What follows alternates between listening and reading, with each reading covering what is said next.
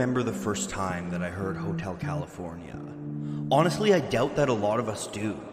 For those who were born after its 1977 release, Hotel California has become a kind of cultural pillar. It's always been there in movies, on music lists, getting regular circulation on classic rock radio stations.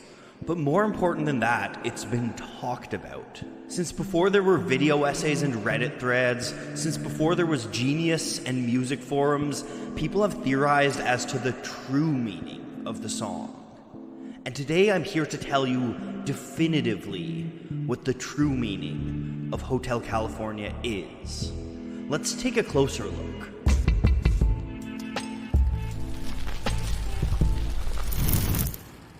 Okay, so as cool as it would be if I could tell you the true meaning of Hotel California, that's just not possible. There is no one true meaning to any song, and anyone who tells you otherwise is selling something. But even if there was, I don't think that's the most interesting part of Hotel California. I think it's far more compelling to look into how the Eagles were able to craft a song so mysterious and so memorable that its lyrics still captivate music fans to this day. So that's what I'm going to do in this video. Along the way, we're going to look at some of the many interpretations of the song, and we'll learn what was on the Eagles' mind when they wrote it. Now we can cue the music.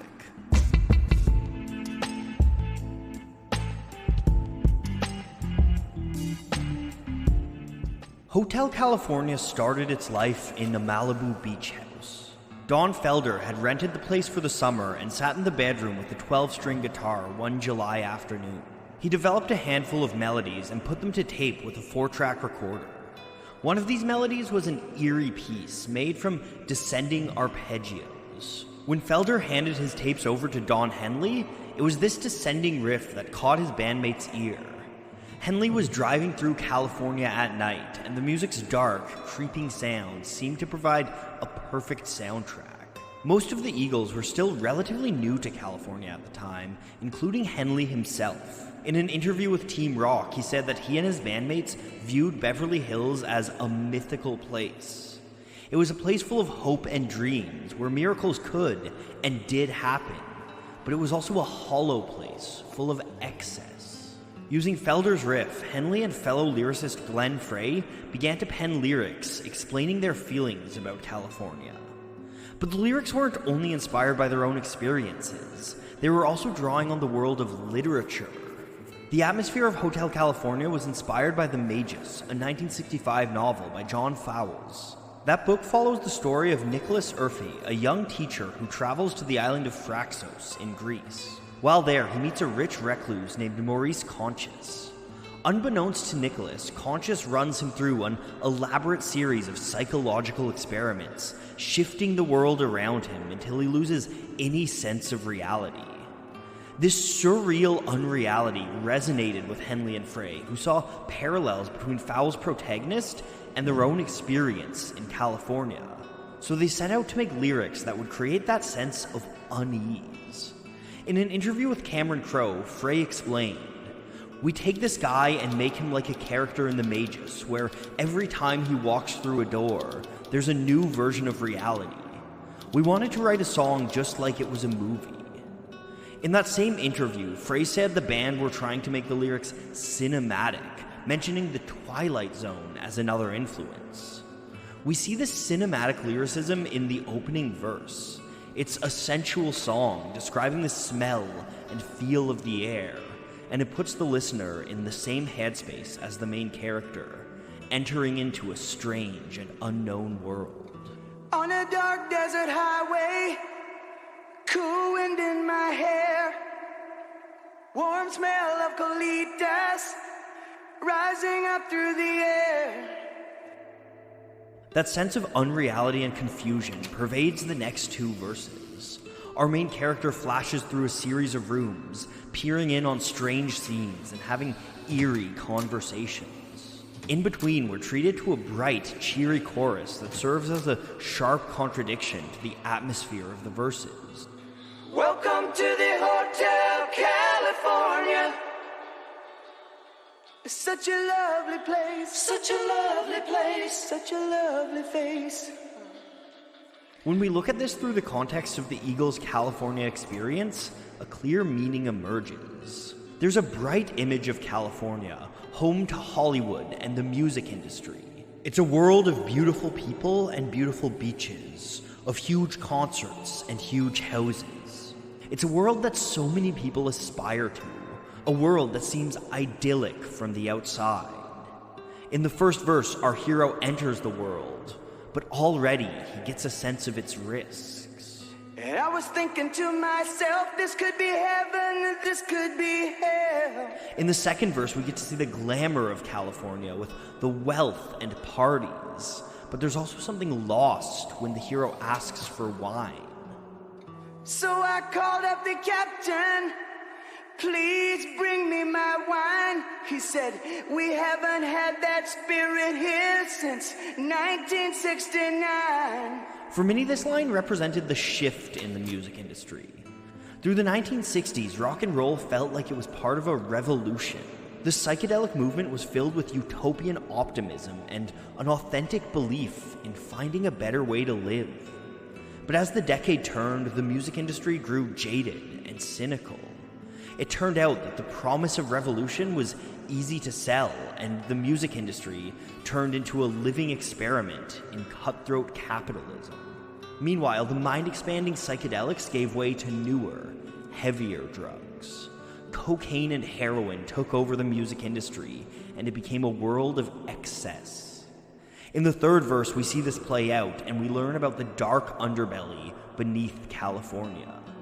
There's a glamour, but there is also a rot at the core of the rock star lifestyle. And in the song's famous final couplet, we learn the greatest horror of all.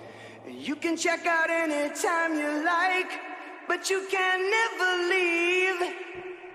Try as you may to escape the world of fast money and hard drugs, it'll always call you back from some distant hallway. When you know the intentions of Henley and Frey, it's easy to read Hotel California as a cautionary tale about the Hollywood lifestyle.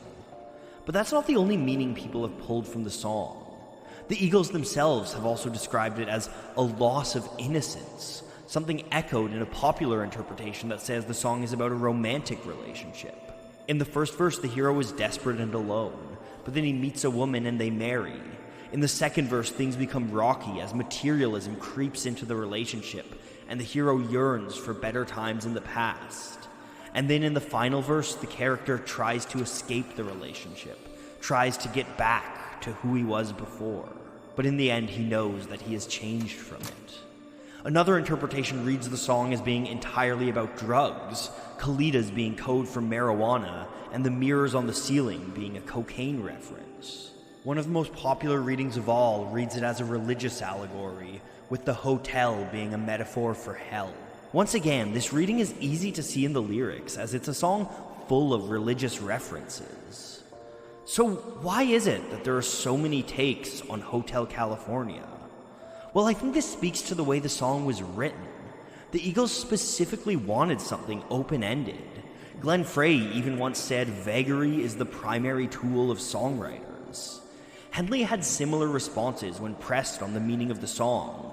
Talking with Joe Sater about the line that refers to wine as a spirit, Henley had this to say. That line in the song has little or nothing to do with alcoholic beverages. It's a socio-political statement. My only regret would be having to explain it in detail to you, which would defeat the purpose of using literary devices in songwriting. For the Eagles, the beauty in music lies not in its clear messages, but in the way that its messages openly defy clarity. The nature of songwriting lends itself to metaphor and open-ended interpretation, and that's a good thing. Hotel California stays open-ended thanks to masterful use of metaphor and symbol. Humankind is drawn to symbols. We always have been. It's a function of pattern recognition in our brain, left over from our hunter-gatherer ancestors. Every culture has its own complex language of symbolism, and that inevitably makes its way into their art. Hotel California is ripe with symbols and metaphors that resonate with Western audiences. The biggest of these are, of course, the Christian references. Whether we're religious or not, we live in a world shaped by Christian symbolism and mythology. We all know that heaven and hell represent any of the 1,000 binaries in life, and that candles and bells are representative of ritual and ceremony. On the other hand, we all understand, at least to some level, the mechanisms of wealth and materialism.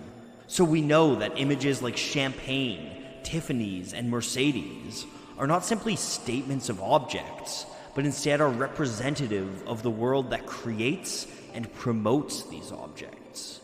The Eagles sprinkle these kind of familiar symbols throughout the song, and I think the greatest example of this is the very setting for the song, the hotel. Hotels are uncanny places, strangely familiar, yet somehow off. So many of them try to look and feel the same, trying to recreate the familiarity of home. But of course, they'll never truly be home.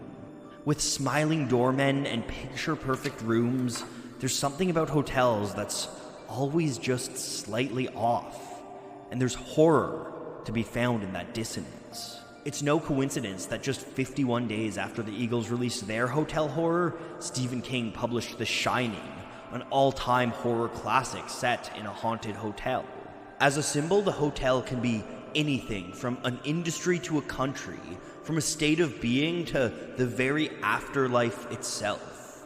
For the Eagles, it allowed them to describe their personal experiences, and for the audiences, it became a blank canvas to project our own meaning onto.